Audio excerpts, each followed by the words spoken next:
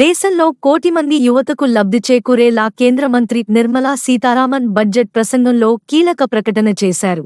దేశంలోని టాప్ 500 కంపెనీల్లో నిరుద్యోగులకు ఇంటర్న్షిప్ ఇప్పించనుంది.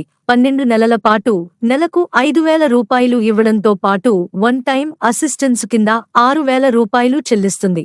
దేశంలోని టాప్ 500 కంపెనీల్లో ఇంటర్న్షిప్ పొందేందుకు 21 సంవత్సరాల నుండి 24 సంవత్సరాల లోపు యువత అర్హులు. ఉద్యోగం లేని, ఫుల్ టైం ఎడ్యుకేషన్ కి దూరంగా ఉండేవారు త్వరలో ప్రారంభమయ్యే పోర్టల్లో దరఖాస్తు చేసుకోవాలి. కంపెనీలే అభ్యర్థులను ఎంపిక చేస్తాయి. IIT, IIM, IISER, CA, CMA qualify అయినవారు, పన్ను చెల్లించే ప్రభుత్వ ఉద్యోగి కుటుంబ సభ్యులు అర్హులు కాదు. ఎంపిక అయితే నెలకు 5,000 రూపాయలు, ఓనటైం అసిస్టెన్స్ కింద 6,000 రూపాయలు ఇస్తారు.